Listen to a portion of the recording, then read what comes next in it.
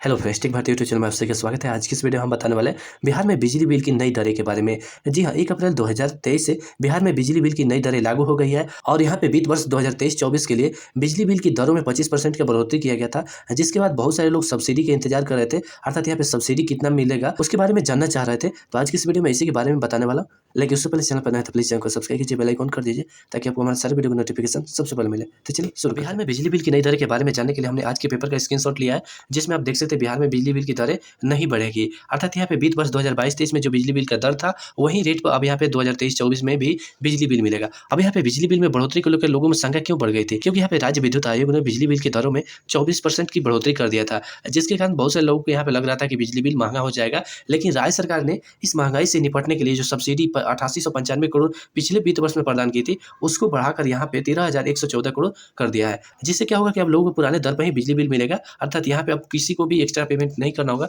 अर्थात जिस दर पर बिजली बिल लोगों को पहले मिलता था उसी दर पर यहाँ पे बिजली बिल मिलेगा।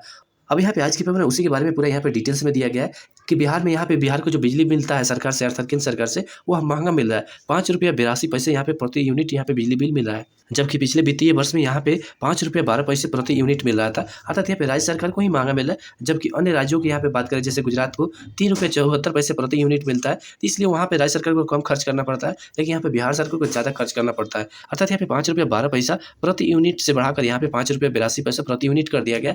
साथ ही यहाँ पे देश में जितने भी बिजली घर है उसमें केंद्र सरकार ने बिजली घरों के लिए 30% आयातित कोयलों की खरीद अनिवार्य कर दी है। अर्थात जो बाहर से आता है ना, उसमें 30% यानी खरीदना ही पड़ेगा जितने भी बिजली घर है। इसलिए यहाँ पे बिजली चार्ज महंगा हो गया, क्योंकि यहाँ पे कोयला का आयात अडानी समूह करता है, जिसके कारण अडानी समूह ने यहाँ पे चार्ज बढ़ा दिया, उसके कारण यहाँ पे भी चार्जेस बढ़े। इस वजह से यहाँ पे विद्युत कंपनियों ने राज्य सरकार से बिजली बिल की दरों में बढ़ोतरी करने का अनुरोध किया था। अर्थात उसने 53% बढ़ोतरी का अनुरोध किया था, लेकिन राज्य सरकार ने यहाँ पे 24% बढ़ोतरी की मंजूरी दी थी और उसी कारण यहाँ पे लोगों को लग रहा था कि 7 रुपये प्रति यूनिट बिजली बिल मिलेगा। जी नहीं, वो ऐसा कुछ नहीं होगा। अर्थात पहले जिस रेट पर आपको बिजली मिल रहा था उसी रेट पर मिलेगा।